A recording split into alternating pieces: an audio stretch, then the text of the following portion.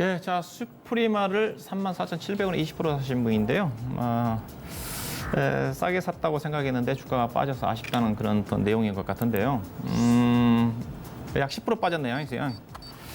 그 슈프리마는 이제 지문인식 쪽인데 회사가 이제 그 전방산업 자체가 과거에 이제 지문인식 하게 되게 되면 우리가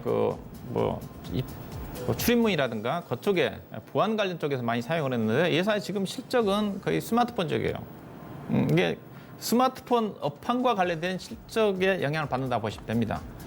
근데 지금 스마트폰 부품 종목들이 상반기 때 다들 안 좋잖아요. 삼성전자 스마트폰 판매량 자체가 부진하거든요.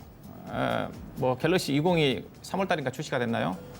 출시가 좀 된 이후로 전반적으로 삼성전자가 가장 이번 코로나 국면 쪽에서 글로벌 스마트폰 회사 중에서 시장 점유율이 가장 많이 떨어졌습니다. 타격을 많이 받았다는 거죠. 그 이유 자체가 삼성전자가 프리미엄급의 스마트폰 비중이 좀 많았거든요.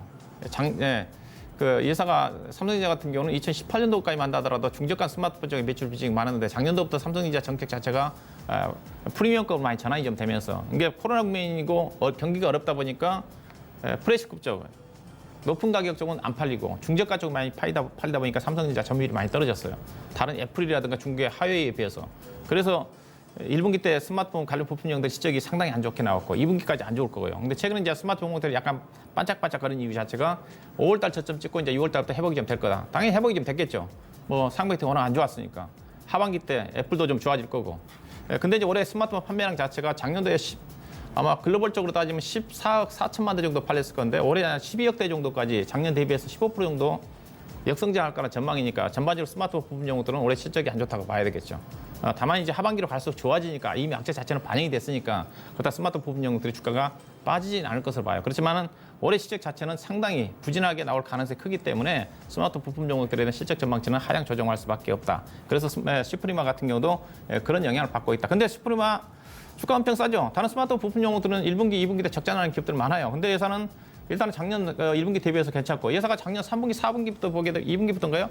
분기단 영업이익 80억이 나왔거든요. 그러면서 상당히 주목을 받던 주식입니다. 그래서 저도 작년 이 종목 2만 원대 정도에서 영업이익 80억 나올 때 무슨 이런 기업이 있느냐. 왜냐면 이 회사 영업이익률이 30%, 40% 넘거든요. 그래서 그때 저도 잠깐 주목을 했던 주식인데 이 회사 영업이익률이 지금도 올해 30% 넘습니다.